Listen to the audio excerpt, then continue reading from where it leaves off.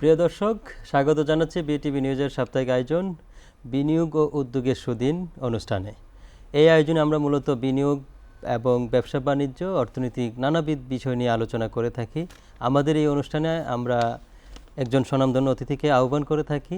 আজকে আমাদের সাথে যুক্ত হয়েছেন একজন পেশাজীবী, যিনি এনার্জি প্যাক গ্রুপের সম্মানিত সিএফও এবং যার ফাইন্যান্সিয়াল দক্ষতা অনেক বেশি, এবং আজকে তার কাছ থেকে আমরা অনেক বিষয় জানব।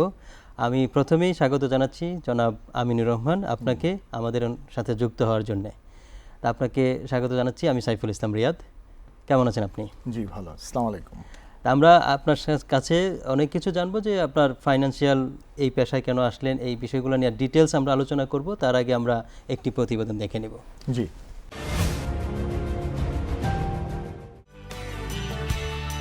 বাংলাদেশের অর্থনীতির গতি ক্রমেই শিল্প খাতমুখী হয়ে উঠছে। কৃষিভিত্তিক সমাজ থেকে শিল্পভিত্তিক সমাজে রূপান্তরিত হওয়ার এই পর্যায়ে শিল্প খাত দেশের কর্মসংস্থানের অন্যতম প্রধান চালিকা শক্তিতে পরিণত হয়েছে। তৈরি পোশাক, চামড়া, ওষুধ, ইলেকট্রনিক্স, নির্মাণ সামগ্রী, তথ্য প্রযুক্তি, অটোমোবাইল সব মিলিয়ে শিল্প এখন কেবল পণ্য উৎপাদন নয়, বরং মানুষের জীবিকা, দক্ষতা উন্নয়ন ও অর্থনৈতিক নিরাপত্তার কেন্দ্রবিন্দু। বর্তমানে বাংলাদেশে শিল্প খাত জাতীয় আয়ের প্রায় ৩৫% বেশি অবদান রাখছে, যা ১ কোটির বেশি মানুষের কর্মসংস্থানের সৃষ্টি করছে। পরোক্ষ কর্মসংস্থান মিলিয়ে এই সংখ্যা প্রায় ২ কোটির কাছাকাছি। দেশে প্রতি বছর উচ্চশিক্ষিত প্রায় ২২ লাখ নতুন মুখ প্রবেশ করে চাকুরির বাজারে, অথচ কর্মসংস্থানের সুযোগ থাকে তার তুলনায় অনেক কম। এর মধ্যে একটি বড় অংশেরই অভিযোগ চাকরি নেই। অপরদিকে বেসরকারি খাতের প্রতিষ্ঠানগুলোর অভিযোগ একেবারেই উল্টো, দক্ষ লোক পাওয়া যায় না। এই বৈপরীত্যের উৎস কি? উত্তর একটাই, দক্ষতার ঘাটতি। বাংলাদেশের চাকরির বাজার এখন এমন এক সন্ধিক্ষণে দাঁড়িয়ে আছে যেখানে কেবল সার্টিফিকেট নয়, বাস্তব দক্ষতাই কর্মসংস্থানের মূল চাবিকাঠি হয়ে উঠেছে। সরকারি তথ্য অনুযায়ী বর্তমানে দেশে বেকারের সংখ্যা প্রায় ২০ লাখ। এদের বেশিরভাগই তরুণ, যাদের বয়স ১৮ থেকে ৩৫-এর মধ্যে। অন্যদিকে শিল্প ও সেবা খাতে নিয়োগদাতারা বলছেন, বিশেষায়িত ও প্রযুক্তি নির্ভর দক্ষতা সম্পন্ন জনবল না পাওয়ার কারণে হাজারো পদ শূন্যই পড়ে থাকে। নতুন কিছু খাত কর্মসংস্থানের বড় আশা জাগাচ্ছে বাংলাদেশে। ইলেকট্রনিক্স শিল্পের কারখানাগুলোতে তৈরি হচ্ছে টিভি, ফ্রিজ, মোবাইল ফোন। তৈরি হচ্ছে হাজারো মানুষের নতুন চাকুরি। অটোমোবাইল খাতের সংযোজন ও উৎপাদন দক্ষ শ্রমিকের চাহিদা তৈরি করছে। আইটি ও আউটসোর্সিং তরুণ সমাজের ফ্রিল্যান্সিং ও সফটওয়্যারভুক্ত ডেভেলপমেন্টে যুক্ত হয়ে আয় করছে বৈদেশিক মুদ্রা। বাংলাদেশের জনসংখ্যা যে এখন জনসম্পদে পরিণত হচ্ছে, তার মূল চালিকা শক্তি হবে দক্ষতা। আগামী দিনের চাকরির বাজারে বাঁচতে হলে প্রয়োজন চিন্তা, চর্চা ও প্রযুক্তির সংমিশ্রণে তৈরি দক্ষ জনবল। দেশের উন্নয়নের গতি নির্ভর করছে কত দ্রুত আমরা অদক্ষ তরুণ থেকে দক্ষ মানব সম্পদে রূপান্তর করতে পারি। শিল্পখাত বাংলাদেশের ভবিষ্যৎ কর্মসংস্থানের চালিকা শক্তি। কৃষি নির্ভরতা কমিয়ে শিল্প নির্ভর কর্মসংস্থানে আমরা যত এগোতে পারব, ততই টেকসই অর্থনৈতিক প্রবৃদ্ধি অর্জন সম্ভব হবে। সঠিক নীতিমালা, প্রশিক্ষণ ও প্রযুক্তি সংমিশ্রণে বাংলাদেশ শিল্প ও মানব সম্পদের দিক দিয়ে দক্ষিণ এশিয়ার অন্যতম একটি শক্তিশালী দেশ হয়ে উঠতে পারে।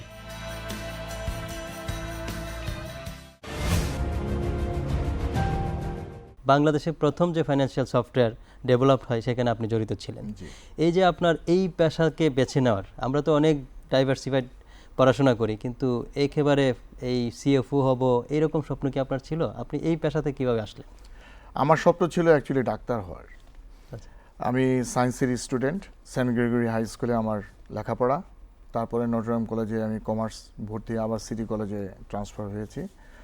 আমি হঠাৎ করে কমার্সের দিকে ঝুঁকে পড়লাম। ইন্টার পর্যন্ত আমার সায়েন্স ছিল। অডিটর হিসাবে যখন বিভিন্ন জায়গায় যেতাম, দেখতাম যে বড় বড় লেজার বুক নিয়ে কাজ করতে হয়, সব manually. In the mean time আমার কোর্স যখন কমপ্লিট হয়ে গেল সিএ প্রফেশনে, তখন আমার একটা জব অপরচুনিটিস আসলো প্রশিকাতে।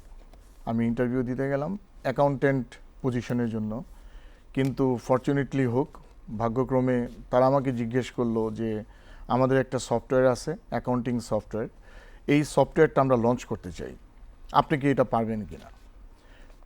আমার কিন্তু অ্যাকচুয়ালি সফটওয়্যারে তখন কোনো জ্ঞান ছিল না বা আমার কোনো এক্সপার্টিজও ছিল না, কিন্তু আমি সাহস করে বলে ফেললাম হ্যাঁ আমি পারবো। সেখান থেকে যাত্রাটা শুরু। তো সেই অ্যাকাউন্টিং সফটওয়্যার দিয়ে আমি শুরু করলাম এবং সেই সফটওয়্যারের ডিজাইন, টেস্টিং এবং পরবর্তীতে মার্কেটিং করার পর আবার সেটা সেল করা এবং সার্ভিস পর্যন্ত আমি দিয়েছি। Institute of cost management accountant ICMA-তে তাদের এখানে কোনো ট্রেনার ছিল না, টিচারও ছিল না। তারা আমাকে রিকোয়েস্ট করলো যে আপনারা, এটা কত সালের দিকের এটা 2000, আমি 99-এ প্রশিক্ষাতে জয়েন করেছি and in the year of 2000-এ আমি ICMA-তে ট্রেনিং নেওয়া শুরু করলাম। এবং তখন তারা বলল যে ট্রেনিংটা যখন শুরু করলাম তখন তাদের টিচাররা পর্যন্ত সেই ট্রেনিং সেশনে আসলো এবং তারা বলল যে এটা তো খুবই একটা চমৎকার জিনিস, এটা খুবই ডিজিটালাইজেশন মানে অটোমেশনটা এত ভালো হয়েছিল আমাদের। এটাই আমার কাছেও ইন্টারেস্টিং লাগছে যে 2000 সালে অটোমেশন নিয়ে আপনি কথা বলছেন, কিন্তু আমরা গত কয়েক বছর ধরে আমি অটোমেশন শব্দটার সাথে পরিচিত। তখন তাদের যে প্রফেসর ছিলেন, টিচার ছিলেন, তারা বললেন যে আমাদের কোর্সে যেহেতু এটা আছে, আপনি আমাদের প্লিজ, আমাদের তো টিচার নেই, আপনি আমাদেরকে তাহলে অন্তত এই ক্লাসগুলো নিয়ে অন্তত এই পরীক্ষাটা আপনি পার করেন এবং আমাকে কিছু টিচার বের করে দেন। তখন আমি ওই 1 বছর তাদের টিচার হিসাবে ছিলাম এবং বেশ ট্রেনার আমি তৈরি করে তখন ICMA-তে তারা টিচিং প্রফেশনের সাথে তারা টিচার পেল। এর আগে কিন্তু অটোমেশনের উপরে তেমন কোনো টিচারও ছিল না। এরপরে এটা দেখা দেখি তখন ঢাকা ইউনিভার্সিটির ইভিনিং MBA শুরু হলো। তারাও বললো যে ঠিক আছে তাহলে আমরাও অটোমেশন, তখন এখানে অফার পাওয়ার পর আমি আবার তখন আরেকটা সফটওয়্যার ছিল নিউরাল অ্যাকাউন্টিং প্যাকেজ, আমি নিউরালেও গিয়ে আরেকটা অ্যাকাউন্টিং সফটওয়্যার ডেভেলপ করেছিলাম, সেটা হচ্ছে নিউরাল অ্যাকাউন্টিং প্যাকেজ, ন্যাপ নামে যে সফটওয়্যারটা চলতো। এবং সবচেয়ে আমার ভাগ্যের বিষয় আমি বলবো যে এরকম হয়তো লাকিলি হয় না, আমি যেই কোম্পানিতে প্রথম যে আমার একপ্রো সফটওয়্যারটা বিক্রি করেছিলাম এনার্জি প্যাক 2003 বা 4-এ 2002-তে, সেই কোম্পানিতে আমি 2004-এ যখন ইন্টারভিউ দিতে গেলাম, গিয়ে দেখলাম সেই সফটওয়্যারটা এখনও পর্যন্ত আছে এবং এই সফটওয়্যার দিয়ে তারা পুরো অ্যাকাউন্টেন্ট তাদের যে অ্যাকাউন্টস পুরো ওই সফটওয়্যারে তারা মেনটেন করে। তো এইটা আমার একটা ভাগ্য আমি বলবো, যেখানে আমি সফটওয়্যার বিক্রি করেছি সেই কোম্পানিতে আমার জব। 2004-এ এনার্জি প্যাক আমি জয়েন করলাম এবং সেই সফটওয়্যার আমি আবার নিজে চালালাম এবং সেই সফটওয়্যার দিয়েই আমি ফুল অ্যাকাউন্টস তাদের রাখলাম। এখন পর্যন্ত আপনি এনার্জি প্যাকে আছেন? এখনো পর্যন্ত আমি এনার্জি প্যাকে প্রায় 20 বছরের বেশি। প্রায় 20 বছর। তো 20 ইয়ার্স আমি যখন ছিলাম এনার্জি প্যাকে, তখন energy pack power generation and energy pack engineering limited, এই দুইটা কোম্পানি ছিল বড়। ইঞ্জিনিয়ারিং লিমিটেড সাবস্টেশন অ্যান্ড ট্রান্সফর্মারতে তখন নাম্বার 1 ছিল, লিডিং পজিশনে, এখনও লিডিংয়ে। আর পাওয়ার জেনারেশন তখন শুধু জেনারেটর ব্যবসাটা করতো, আর সুইচ সকেট, সেভিং ল্যাম্প এই ব্যবসাটা করতো।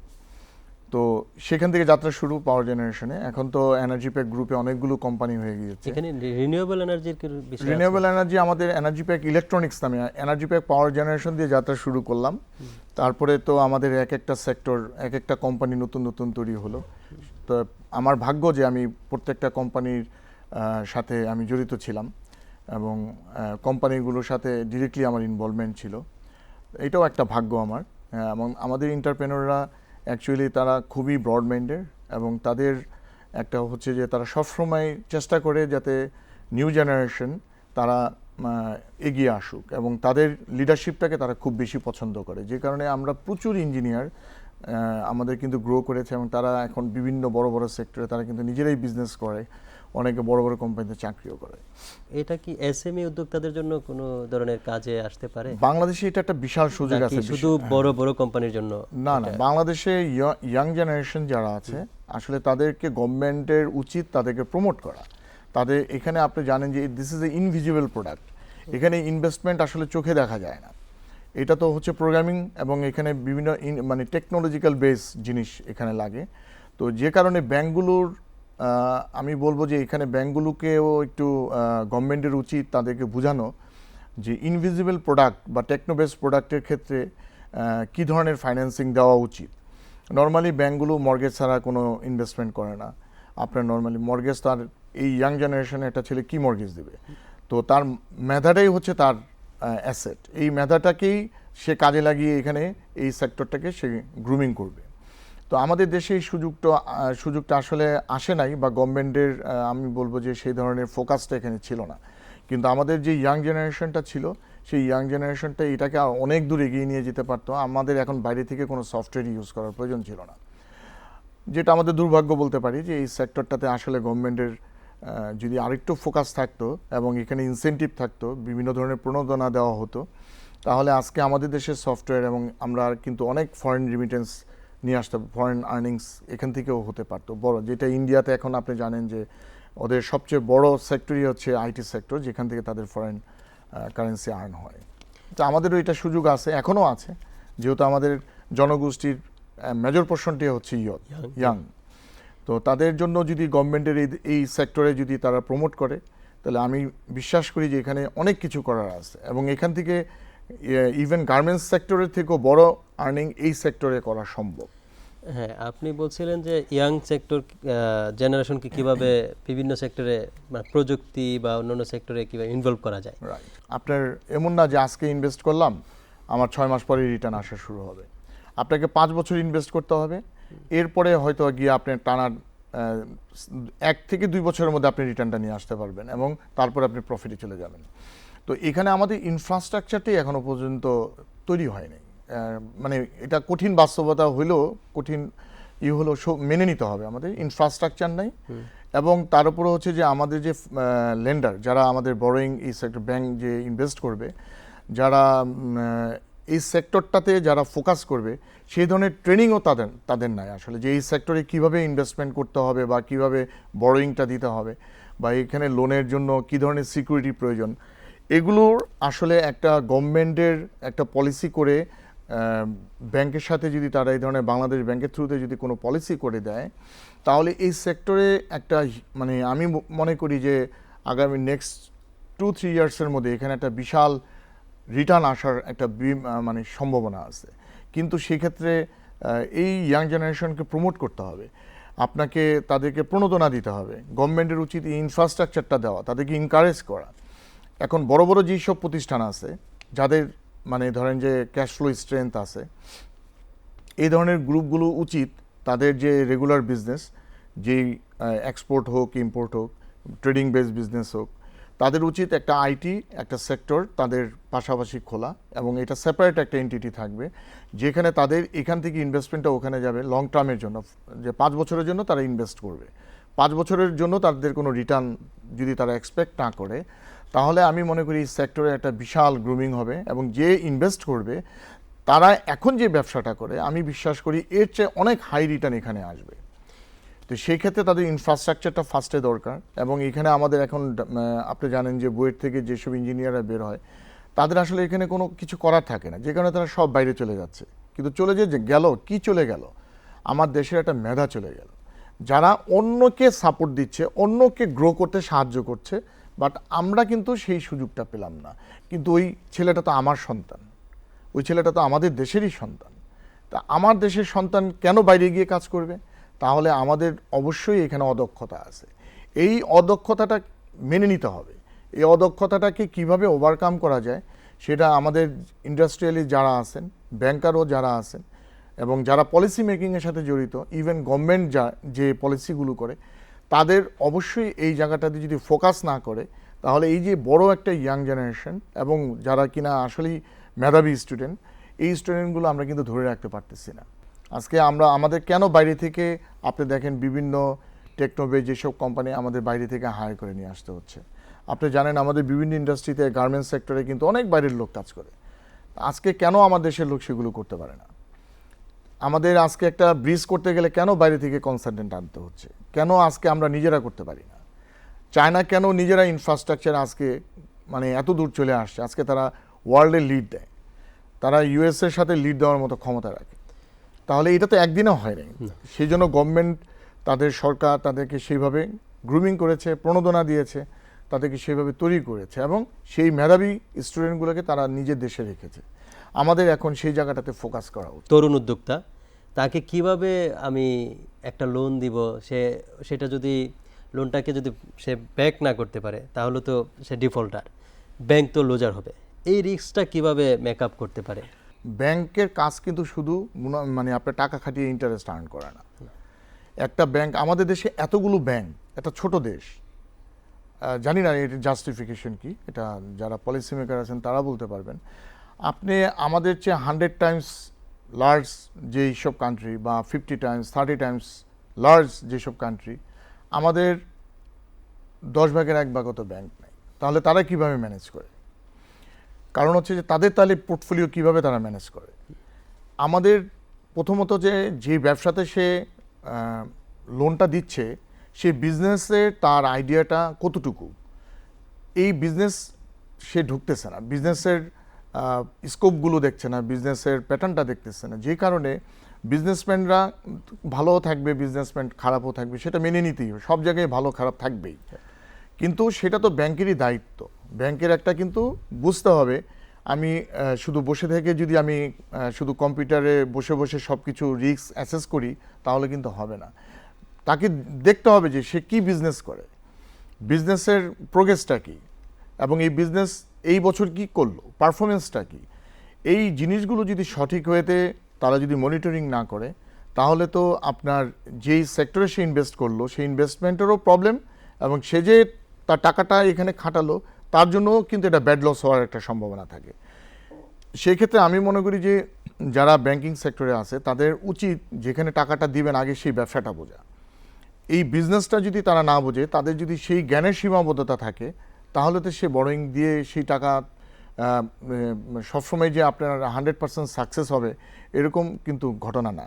তাহলে তাদেরকে দেখতে হবে, কারণ এখানে এইটার জন্য তো ফিনান্সিয়াল অডিট আছে, আপনি ইন্ডিপেন্ডেন্ট অডিটর আছে, রেগুলেটরি যেটা আপনাকে at the end of the year আপনাকে অডিট করতে হয়, তাহলে অডিট রিপোর্ট তো সে দেখতেছে।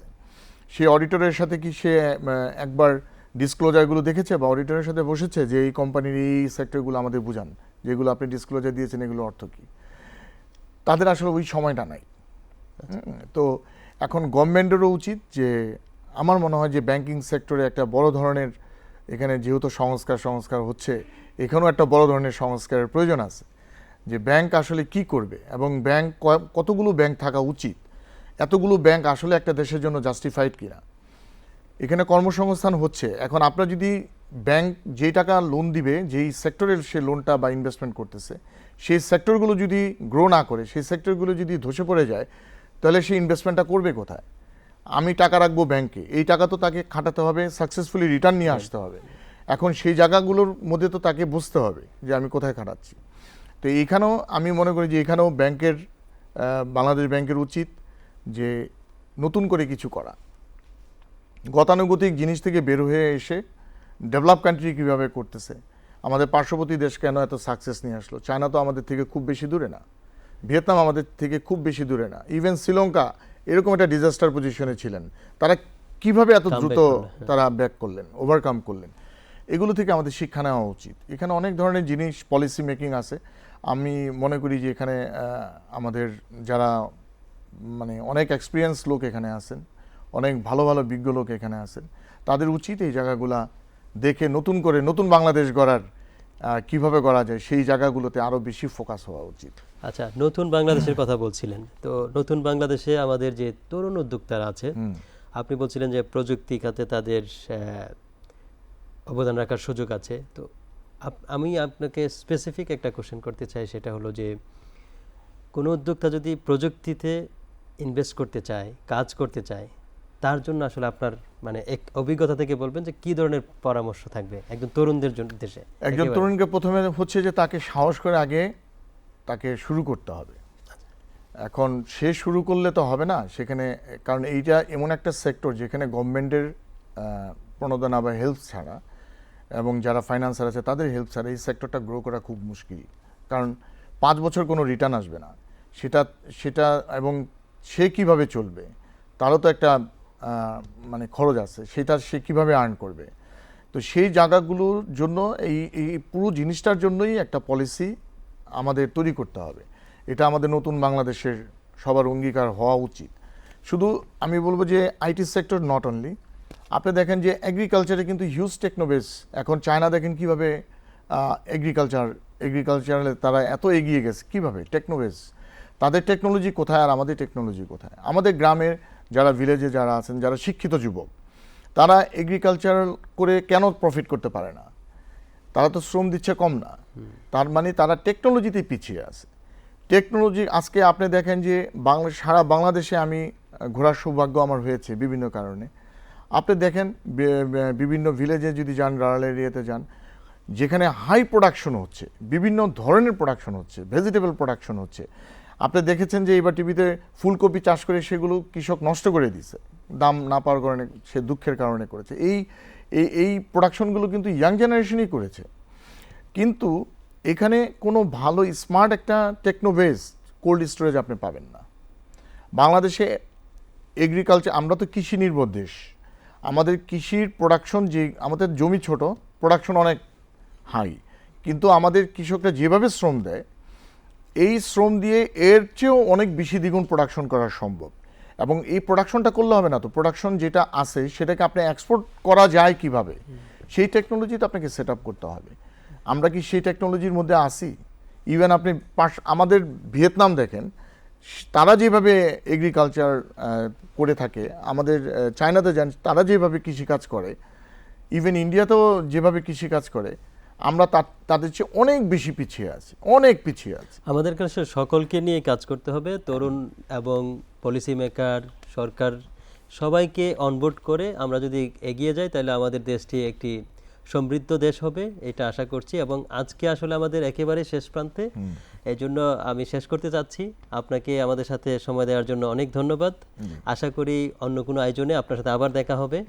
ভালো থাকবেন। প্রিয় দর্শক, আমরা এখানেই শেষ করছি আজকের আয়োজন। আমরা আগামী সপ্তাহে আবার দেখা হবে আপনাদের সাথে অন্য একটি বিষয় নিয়ে এবং অন্য কোনো অতিথির সাথে। সেই পর্যন্ত ভালো থাকবেন, সুস্থ থাকবেন। আল্লাহ হাফেজ।